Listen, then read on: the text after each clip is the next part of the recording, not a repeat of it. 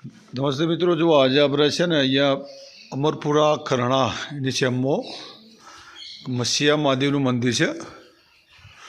મહાદેવજીનું મંદિર છે એટલે મસીયા મહાદેવ કહેવાય. ફર્સ્ટ ક્લાસ મંદિર છે. વગડામાં જુઓ ફરતા એ વનરાજી છે, ખેતર છે.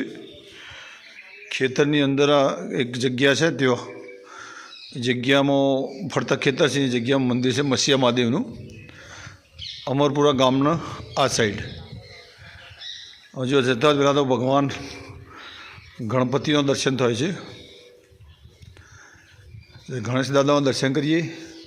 ઓમ ગણેશાય નમઃ. હવે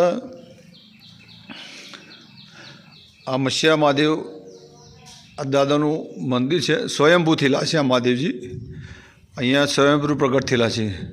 કારણ કે ફરતા બધો જ બગડો છે, આખો મતલબ ખેતરો છે. એમ બગડો એટલે ખેતરો જોવા બધા ખેતરો છે. આ દાદાની સમાધિ છે પેલા, અને સ્વયંભૂ મસીયા મહાદેવ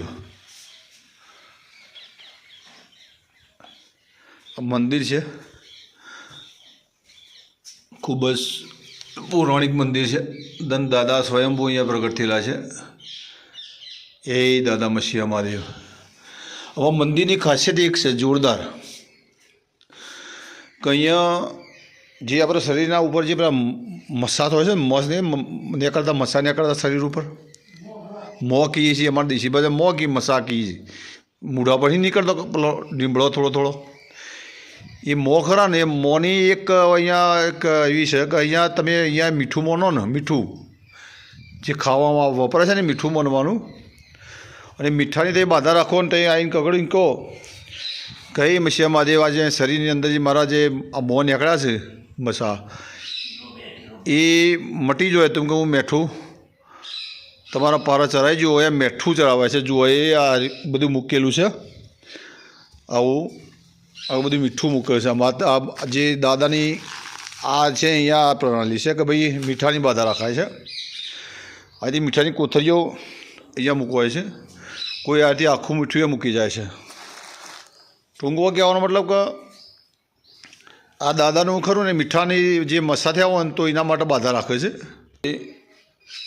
જો અહીંયા પુષ્કળ પ્રમાણે મીઠું છે. લોકો બાધા કરી આવે છે, મૂકે છે, અને એનો યોગ્ય નિકાલ થતો હોય છે. એમ જુઓ કેટલું મીઠું છે, કેટલી લોકોએ શ્રદ્ધાથી અહીંયા ચડાયેલું છે. તમે કિલો 2 કિલો 5 કિલો જેવી તમારી શ્રદ્ધા.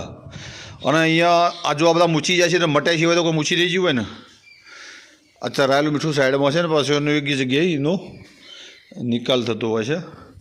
એટલે ટૂંકમાં જે દાદાની એટલી બધી દયા છે કે તમે દૂરથી પણ તમે મનોમન એક કામના કરો કે દાદા મારા શરીર ઉપર જે મસા નીકળ્યા છે મોં કાળા એ જતા રહે, તો તમારું જે તમે મોનો 1 કિલો 2 કિલો 5 કિલો મીઠું ચડાવીશ. અહીંયા કોઈ ચાર્જ લેવા આવતો નથી. તમે જાતે દર્શન કરીને જાતે જ મીઠું એમ બાજુ મૂકી શકો છો. એટલે આ એક દાદાની ખૂબ જ એના આશીર્વાદ ગણો એમ. અને એના લીધાવાનું મસીયા મહાદેવ એવું નામ પડ્યું છે. તો બધા એવું કોમેન્ટમાં લખજો. જય મસીયા મહાદેવ, જય મસીયા મહાદેવ.